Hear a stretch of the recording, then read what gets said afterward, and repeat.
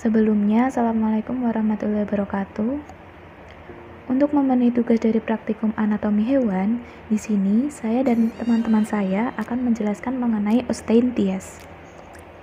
Kelompok 2 yang beranggotakan yang pertama, Asrilia Purwanti, NIM A4 2019-0006.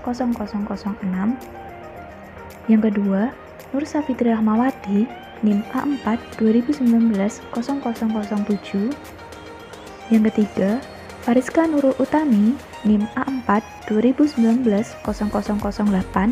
Dan yang terakhir, Kafa Aizani, NIM A4 2019-0009. Selamat menonton. Di sini terdapat dua jenis ikan, yaitu Puntius javanicus dan Cyprinus carpio. Sistematika 1. Pilum chordata, artinya hewan ini telah memiliki chorda dorsalis atau sumbu tubuh atau aksis tubuh pada saat awal perkembangan embrio. 2. Subfilum vertebrata, hewan ini mempunyai tulang belakang dan vertebrae yang menggantikan chorda dorsalis. 3. Superklasis Genatosmata, artinya memiliki rahang dan memiliki anggota badan bebas berpasangan. 4. Klasis Osteichthyes, artinya bertulang sejati dengan squama atau sisik kloid atau seteloid. 5. Subklasis Actinophageae, artinya memiliki sirip menjari yang didukung oleh tulang sejati di antara jari-jari yang ditumbuhkan oleh membran. 6. Subordo Telostae, artinya bertulang sejati. Pada praktikum kali ini menggunakan ikan dengan ordo berjenis Ostariopsi. Ostariopsi adalah jenis ikan yang mempunyai tulang Weber yang dapat menghubungkan antara pneumatosit dengan alat keseimbangan. Dengan subordo yaitu Cyprinoidea dan famili yang digunakan pada ikan ini yaitu Cyprinidae. Cyprinidae adalah jenis ikan besar yang hidup di air tawar.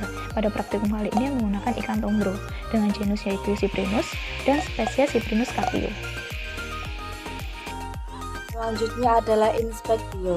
Inspektio merupakan metode yang dilakukan untuk mengamati anatomi eksternal dari Carpinus carpio yang terdiri atas 3 bagian, yaitu caput atau kepala, trunkus atau badan, dan caudal atau ekor. Selanjutnya adalah caput. Caput memiliki beberapa bagian. Yang pertama adalah rima oris atau celah mulut, dibentuk oleh maksila dan mandibula, terletak pada ujung rostrum. Yang kedua adalah fovea nasalis atau cekungan hidung, memiliki jumlah sepasang, terletak di bagian dorsal mulut, tempat berakhirnya fila olfactoria atau cabang terakhir dari nervus olfactorius. Yang nomor 3 adalah organovisus atau mata. Organovisus atau mata tersusun atas beberapa bagian. Yang pertama adalah sklera sebagai lapisan paling luar. Yang kedua adalah kornea sebagai selaput yang terlihat jernih transparan dan letaknya di belakang sklera. Yang berikutnya adalah pupil. Pupil terletak di belakang kornea bagian tengah, sedikit terbuka, membuka menutupnya dikendalikan oleh otot bola mata secara refleks. Yang berikutnya adalah iris. Iris terletak di sekitar pupil dan berpigmen.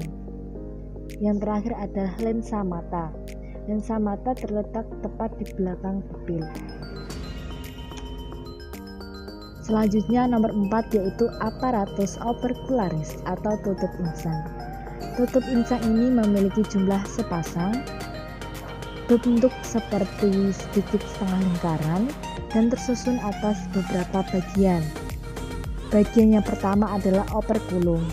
Bagian ini terbagi lagi menjadi 4 bagian, yaitu seperti gambar di samping. Tanda panah A1 yaitu os operculari terletak di bagian dorsal. Tanda panah A2 os praeperculari terletak di bagian kranial. Tanda panah A3 os suboperculare terletak di bagian caudal, sedangkan tanda panah A4 os interperculare terletak di bagian ventral. Sedangkan tanda panah B yaitu membran branchiostegalis, yaitu sebagai selaput bebas yang terletak di tepi kaudal operculum. Dan yang tanda panah C, yaitu radii branchiostegi, sebagai tulang-tulang kecil bengkok berfungsi sebagai penyokong membran branchiostegalis. Letaknya di bagian leher yang menyempit disebut isthmus. Pada daerah trunkus atau badan dibagi menjadi 3 bagian. Yang pertama ada squama atau sisik, berpangkal pada bagian bawah epidermis, tersusun seperti susunan genting dengan bagian kaudal bebas. Tulang sebagai bahan penyusun dengan proses osifikasi atau penulangan. Dan squama dianggap sebagai exoskeleton atau rangka luar. Yang kedua ada linea lateralis atau gurat sisi, sebagai garis memanjang pada bagian sisi lateral, trunkus mulai dari kranium atau kepala hingga kaudal atau ekor. Disusun dari sel-sel penyokong dan sel sensoris atau neuromas. Yang ketiga ada ekstremitas liberae, sebagai anggota badan bebas yang berupa bangunan pinna atau tunggal dan pinnae atau sepasang. Pada daerah kaudal atau ekor, daerah ini hanya ada satu bagian yaitu pinna caudalis atau sirip ekor. Tunggal dan pada berbagai jenis ikan dapat ditemukan 4 tipe pinna caudalis, antara lain tipe protocercal. Sirip tipe ini paling primitif di antara jenis-jenis ikan. Ditemukan pada Cyclostomata dewasa. Tipe dipicercal ditemukan pada Cyclostomata muda. Tipe heterocercal ditemukan pada Selaceae dan Ganoideae. Tipe homocercal ditemukan pada Cyprinus carpio atau Puntius japanicus.